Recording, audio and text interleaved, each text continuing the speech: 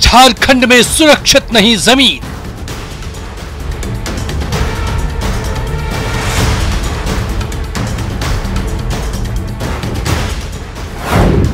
आपकी जमीन पर भूमाफिया की नजर।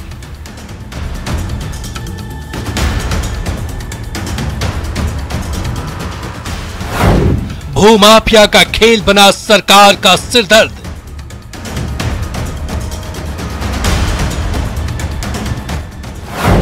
फर्जी कागजात पर हो रहा जमीन का सौदा।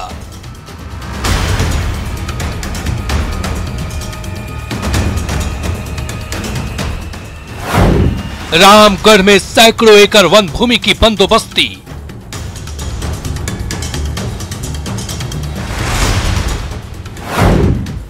डीसी ने कराई जांच तो खेल का हुआ खुलासा।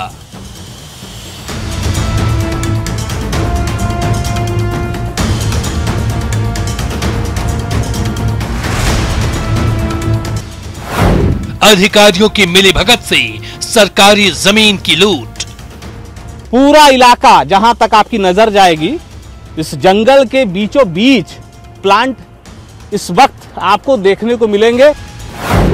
कार्रवाई की सिफारिश से अधिकारियों में हड़कंप।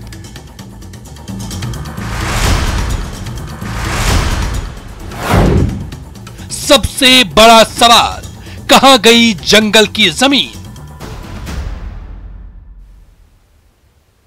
तो झारखंड में जमीन की लूट मची हुई है। जमीन के खेल के रोज नए नए खुलासे हो रहे हैं। ताजा मामला रामगढ़ के मांडू अंचल का है, जहां अधिकारियों की मिली भगत से नियम को दरकिनार कर करीब 352 एकड़ गैर मजरूआ और वन भूमि की बंदोबस्ती कर ली गई है। झारखंड में जमीन का बड़ा खेल।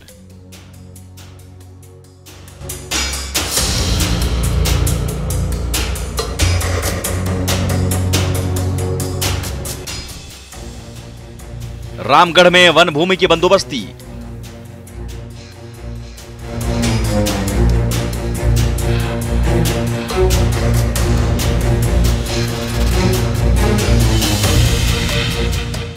झारखंड में भू माफियाओं का खेल वैसे तो नया नहीं है, लेकिन हर दिन कोई ना कोई नया कारनामा सामने आ ही जाता है।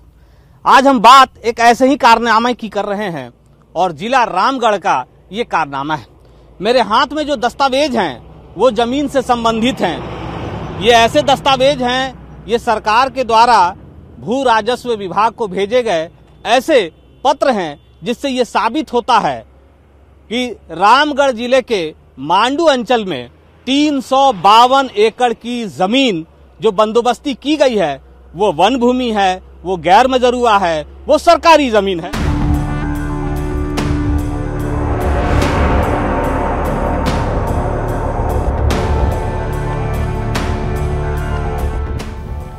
झारखंड में जल जंगल जमीन पर सियासत तो खूब चमकाई जाती है, लेकिन ये जल जंगल जमीन भी अब सुरक्षित नहीं है। रामगढ़ के मांडू अंचल में अधिकारियों की मिलीभगत से जमीन का बड़ा खेल हुआ है। रौता मौजा में करीब 352 एकड़ गैर मजरूआ और वन भूमि की बंदोबस्ती की गई है। जमीन की लूट का यह पूरा खेल 2001 से 2012 तक हुआ है। ये जमाबंदी 282 लोगों के नाम पर की गई है, जिनमें कई बड़े नाम और कंपनी भी शामिल है।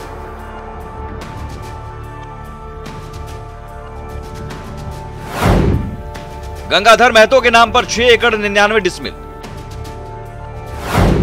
जीवन मसीह बारला के नाम पर 6 एकड़ 30 डिसमिल,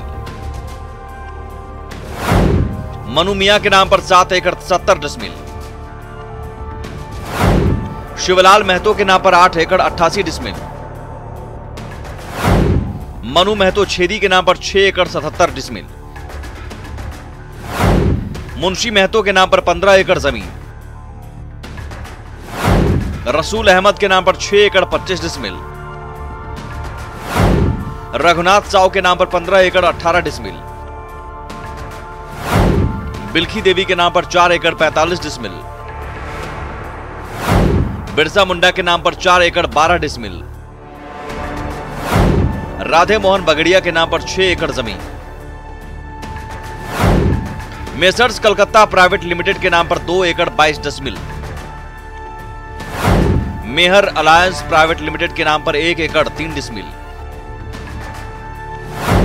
श्री मानक फेरो एलाइज प्राइवेट लिमिटेड के नाम पर 1 एकड़ 12 decimal, globe steel and allies private limited के नाम पर 2 एकड़ जमीन। इसके अलावा भी कई ऐसे बड़े नाम हैं जिनके नाम पर जमाबंदी की गई है, लेकिन घने जंगल और झाड़ वाले इलाके में उद्योग लगाने की मंजूरी कैसे मिली, ये बड़ा सवाल है। आप देखिए कि इस जमीन पर इस वक्त क्या स्थिति है, क्या कुछ तस्वीरें हैं। पूरा इलाका जहां तक आपकी नजर जाएगी, इस जंगल के बीचों बीच प्लांट इस वक्त आपको देखने को मिलेंगे, यानी उद्योग विस्तार और निर्माण का कार्य चल रहा है। सवाल ये उठता है कि जब वन भूमि के क्षेत्र में गैर मजरूआ भूमि पर इस तरह की बंदोबस्ती की गई और बंदोबस्ती के बाद लगातार निर्माण कार्य चल रहा है, लगातार उद्योग विस्तार हो रहा है, तब इसके लिए जिम्मेदार कौन है। दूसरा सवाल यह भी कि क्या जंगल के बीचों बीच इस तरह के उद्योग निर्माण के लिए किसी तरह का कोई परमिशन मिल सकता है। नियम के खिलाफ हुई इस जमाबंदी का खुलासा तब हुआ जब डीसी ने इसकी जांच कराई। अब डीसी ने उन सभी सीओ पर कार्रवाई की अनुशंसा की है जो 2001 से 2012 के बीच मांडू अंचल में पदस्थापित थे।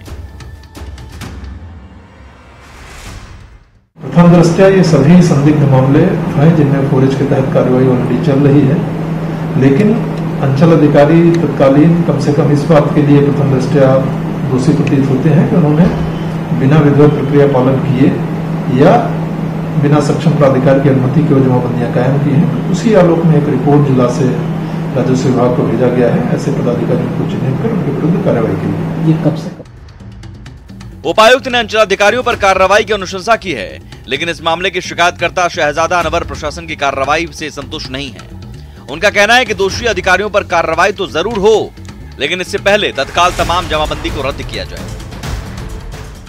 इस राज्य के अंदर में अगर कोई गरीब आदमी कहीं पर किसी सरकारी जमीन पर एक झोपड़ी या एक गुमटी बना लेता है तो सरकारी पदाधिकारी जाकर के उसको डेमोलिश करने के लिए तुरंत चले जाते हैं। लेकिन आज बड़े बड़े माफिया, बड़े बड़े राजनेता और कॉर्पोरेट जगत के लोग अरबों रुपए की जमीन का अतिक्रमण वहां पर हुआ है, तो उस पर कार्रवाई क्यों नहीं हुई है। जितने भी लोगों ने ये जमीन बंदोबस्ती कराई है उन सभी को नोटिस भेजा गया है और अब उन्हें अपने दस्तावेज के जरिए, अपने कागजात के जरिए इस बात को साबित करना है कि उनकी जमीन की बंदोबस्ती सही तरीके से की गई।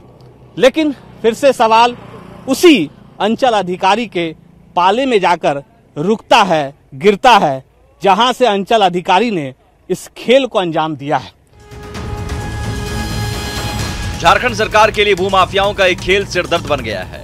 कौन सी जमीन सही है, कौन गलत, ये कागजात से नहीं समझा जा सकता, क्योंकि जमीन का एक खेल फर्जी कागजात के दम पर ही खेला जा रहा। न्यूज़ 18 के लिए रामगढ़ से अविनाश कुमार की रिपोर्ट।